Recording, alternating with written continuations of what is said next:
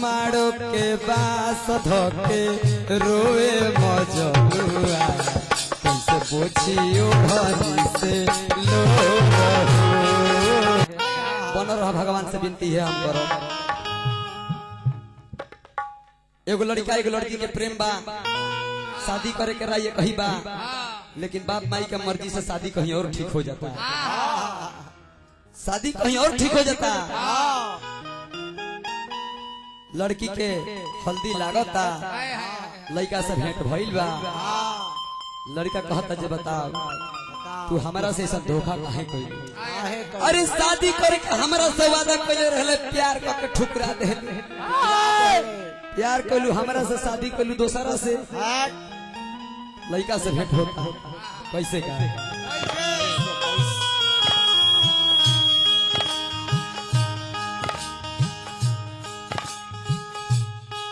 नर ना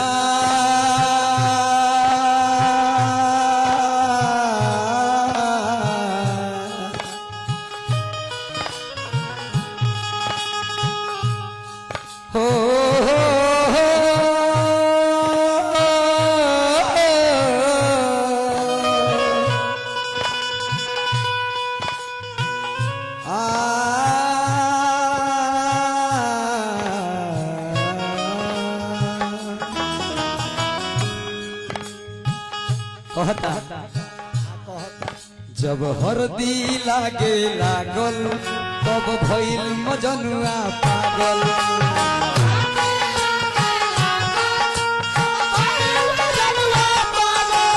जब हरदी लागे लागल तब भइल मजनुआ पागल।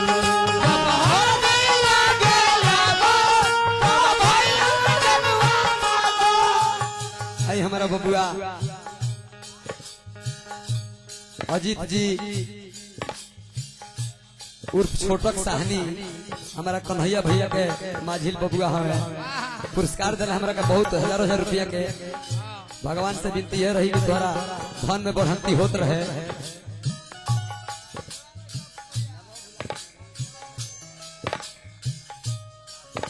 अच्छा हमारा स्वामीनाथ भैया हाँ लाला के टोला नामवा तरी सुरता से उतर गया हम चिन्हत के करत नहीं सरकार। भैया का बार बार प्रणाम करते हैं हार्दिक हार्दिक अभिनंदन। लेकिन कहे कबा का जब हरदी लागे लागल तब भइल मजनुआ पागल।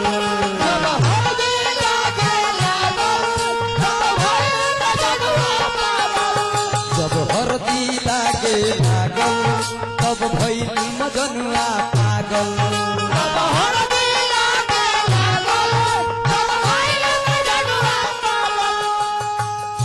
कोई की करार दिल तोरी देहलू मोर हो। लड़का कहता कि करार कोई के हमार दिल तीर देहलू। कोई की करार दिल तोरी देहलू मोर हो। मारो के बास धोके रोए मजनुआ कैसे पोछियो घरी से लो।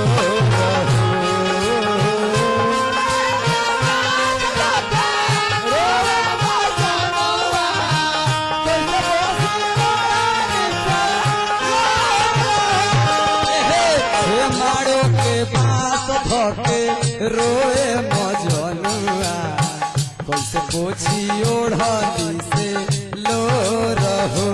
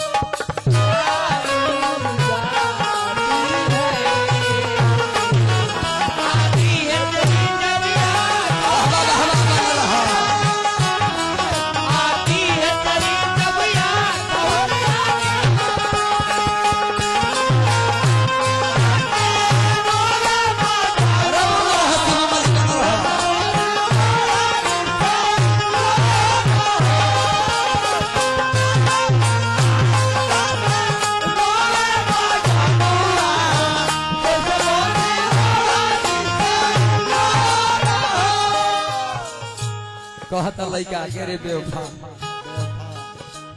अरे बेवफा अगर हम जानते तो हरगिज दिल नहीं लगाते, अगर हम जानते तो हरगिज दिल नहीं लगाते। हाँ अगर जानले रहती कि इतना बेवफा बाड़ू तेरा से दिल ना लगे। लड़का कहत का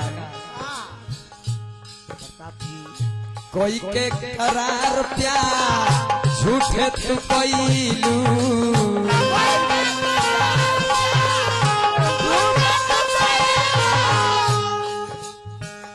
देखो बबुआ हमरा बहुत बहुत पुरस्कार दिले।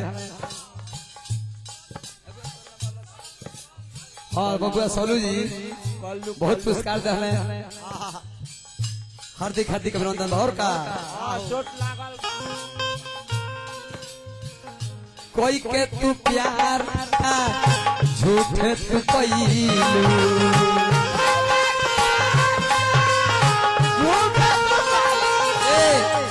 हमारा के छोड़ गोरी जियते मुइलू,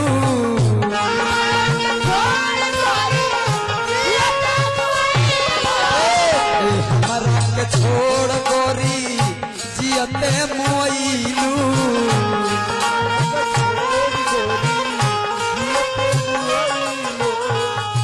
कढ़लू करे जावा के मोर हो, माड़ो के बास धोके रोए मजनुआ, पोछी ओढ़नी से लोर हो।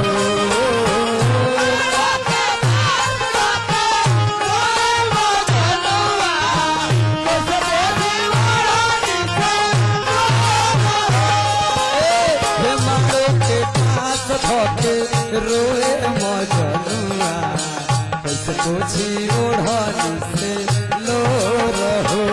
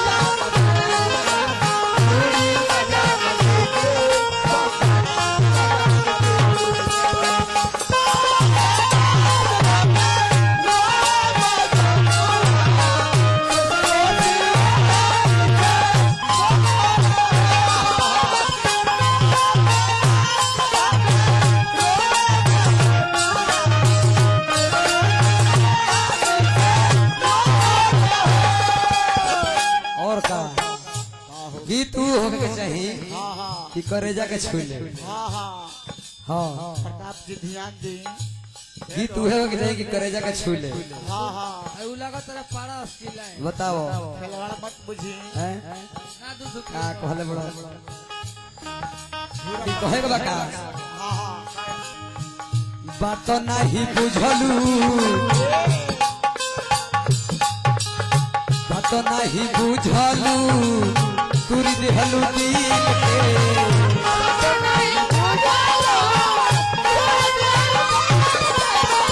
बात नहीं बुझलू, तुरी देहलू दिल के।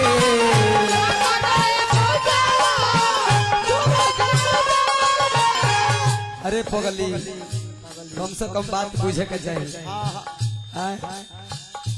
फेरा में डाल दिहलू कहानी अमीन के,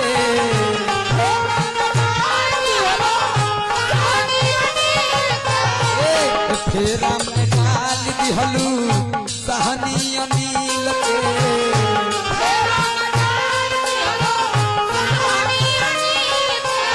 ये भैया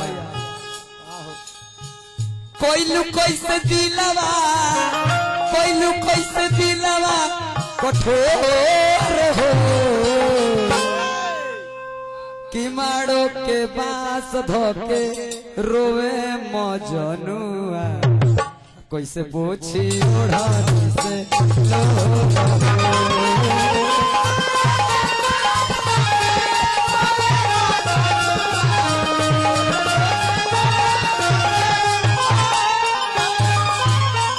मारो के बास धोके रोवे मजनुआ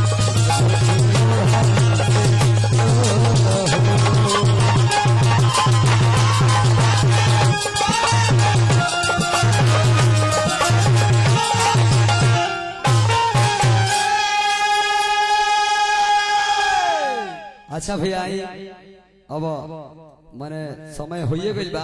हाँ अब